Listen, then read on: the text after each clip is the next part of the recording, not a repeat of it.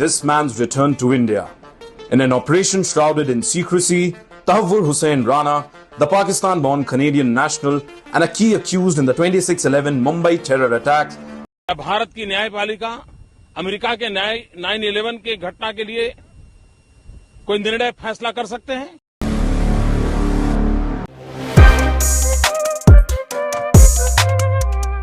Hello everyone, आपका स्वागत है हमारे चैनल रेडियंस के ऊपर।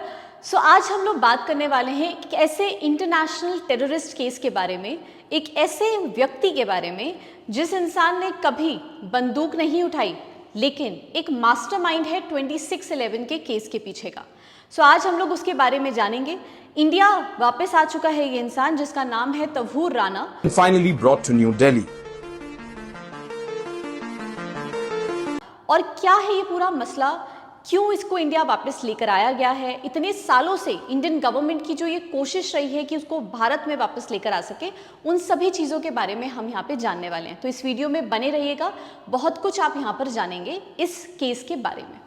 तो तवहूर राना 26/11 का वो शख्स जिसने एक पूरी की पूरी प्लानिंग करी 26/11 को कंडक्ट करवाने के पीछे। कौन है ये इंसान? सबसे पहले इसके बारे में जानते हैं।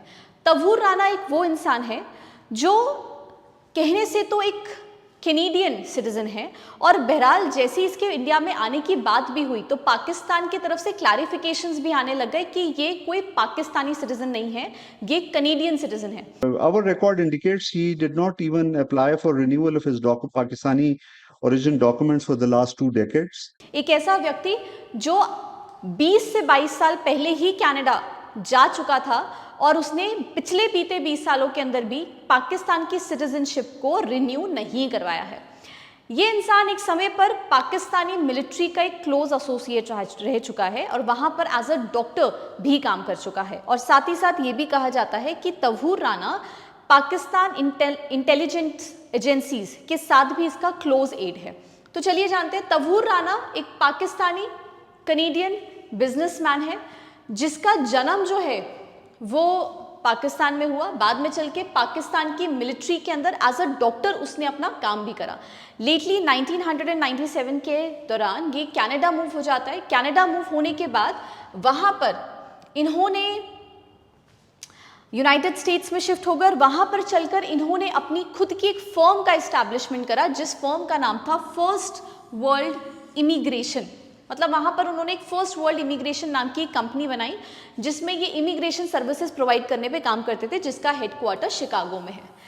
लेकिन कहा जाता है कि इंसान जो इनका क्लोज एड था और जिसने 26/11 की पूरी प्लॉटिंग और प्लानिंग करी थी, वो था डेविड हेडली, जो लगातार इंडिया आया करता था, लेकिन उसकी की पूरी बैकिंग करने वाला जो इंसान था वो तवहूर राना था।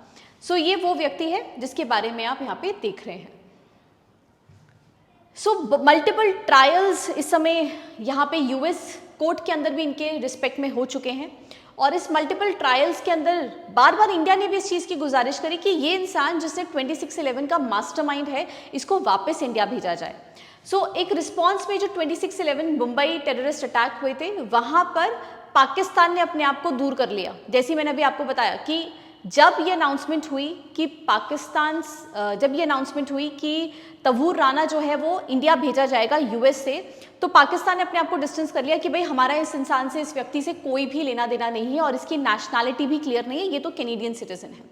बहरहाल जब ये बात सामने आती है तो इंडिया में डेफिनेटली उन लोगों के लिए जिन लोगों के क्लोज एसोसिएट्स, वो हमारे मार्टियर्स जो 26/11 में मारे गए, एक खुशी का माहौल था कि एटलीस्ट वो इंसान जो सबसे बड़ा इसके पीछे, जिसने पूरी प्लानिंग करी है, जिसने पूरा का पूरा एक बैकअप कवर बनाया है, उसके लिए यहाँ पर एक जस्टिस, उन लोगों को जस्टिस दी जा रही है जो लोग इसका सबसे ज़्यादा सफरेज, जिन्होंने सबसे ज़्यादा इस चीज़ में सफ़र किया है यहाँ पे। क्या करा है इसमें, थोड़ा सा हम इस बात को भी ज़रा समझते हैं। 64 ईयर्स का ये इंसान जो कनाडा माइग्रेट हो चुका था, 2008 के टेररिस्ट अटैक में, इसका मुंबई टेररिस्ट अटैक में सबसे बड़ा हाथ है। डेविड हेडली, जिसने राना के इमिग्रेशन बिजनेस प्रोफाइल का अक्सर इस्तेमाल किया, 2006 से लेकर 2008 के बीच में मल्टीपल टाइम्स वो इंडिया में आया और उसने पूरे के पूरे टारगेट्स को बिल्ड करा, स्काउट टारगेट्स बनाए उसने कि किस जगह से जाकर हम कैसे अटैक करने वाले हैं। 26/11 का वो अटैक, वो दिन जब ये अटैक्स कंडक्ट हुए वहाँ पे 166 लोगों की जानें गई, 300 से ज़्यादा लोग हैं जो वहाँ पर घायल हुए।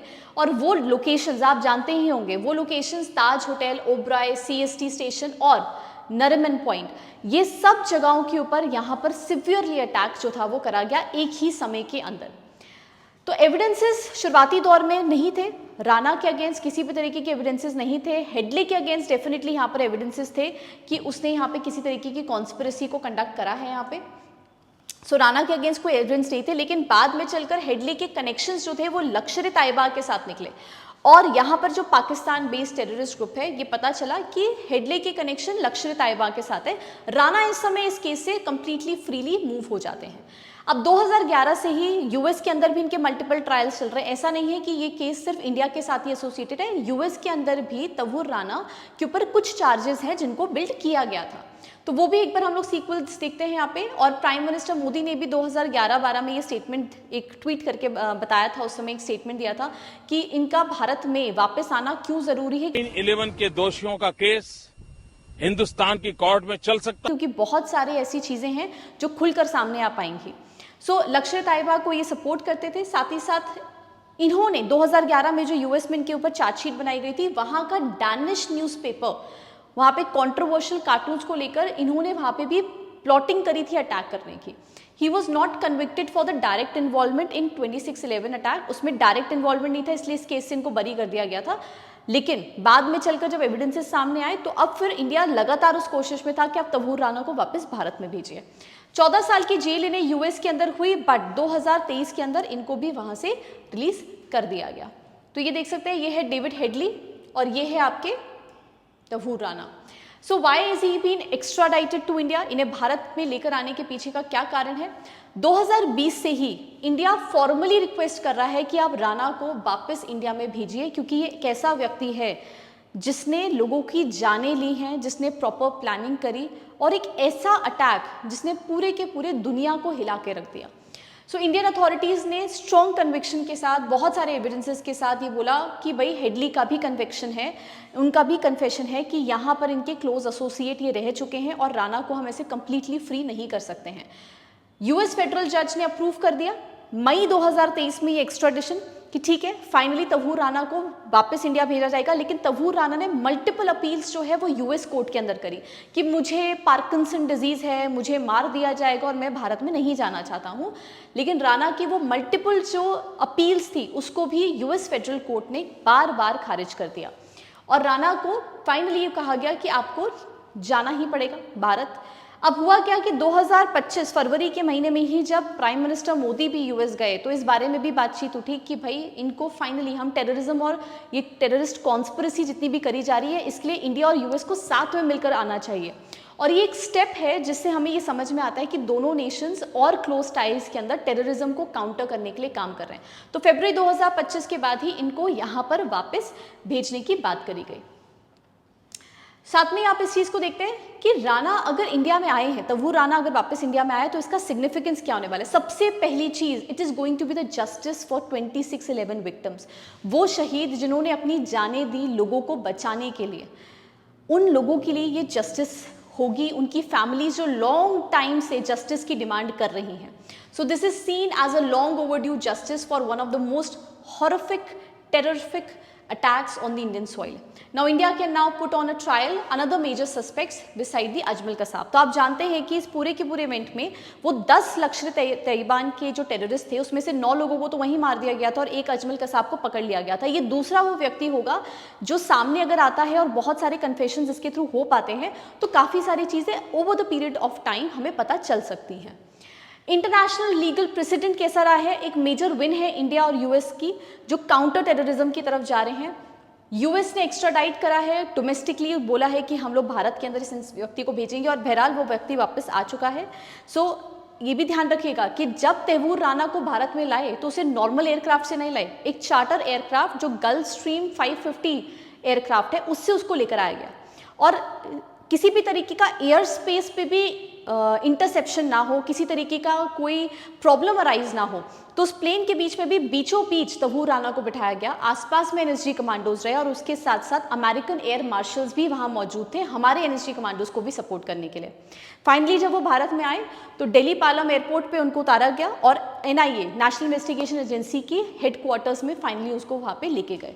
अब उसी दौरान वो कोर्ट में उनका एक स्टेटमेंट एक वीडियो कॉल के थ्रू एक जज के सामने वो जाएंगे और formal arrest national investigation team national investigation agency के थ्रू भी करी जाएगी, जिससे फर्दर प्रोसीडिंग्स तहूर राना के अगेंस्ट प्रोसीड करी जा सके। और पोटेंशियल क्या है, पाकिस्तान को कहीं ना कहीं डर है कि अगर ये केस आगे बढ़ता है, तहूर राना अपने बारे में या कुछ ऐसे एविडेंसेस कन्फेस कर देता है, तो पाकिस्तान के भी बहुत सारे राज हैं जो सामने आ सकते हैं। वो कहता है कि हम तो खुद ही परेशान हैं, लेकिन उसने पूरी विश्व के अंदर जो टेररिज्म को फैलाने के लिए काम करा है, हो सकता है कि बहुत सारे डॉक्यूमेंट्स वहाँ से भी सामने खुलकर आ जाए। सो ये हमारे लिए मैटर क्यों कर रहा है, क्योंकि ये एक्स्ट्राडिशन जस्टिस प्रोवाइड करवाएगा, साथ ही साथ इंडिया और यूएस के लॉन्ग टर्म रिलेशंस को और ज़्यादा स्ट्रेंथन अप करने के ऊपर काम करेगा।